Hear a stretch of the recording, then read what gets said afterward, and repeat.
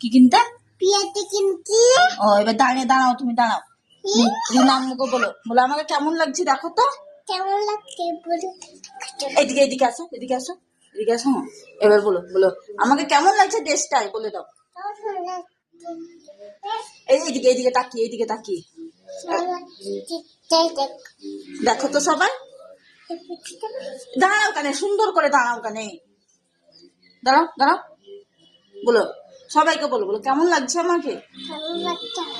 দেখো একবার ভালো করে, একবার ড্যান্স করে দাও তো, ড্যান্স করে দাও। এদিকে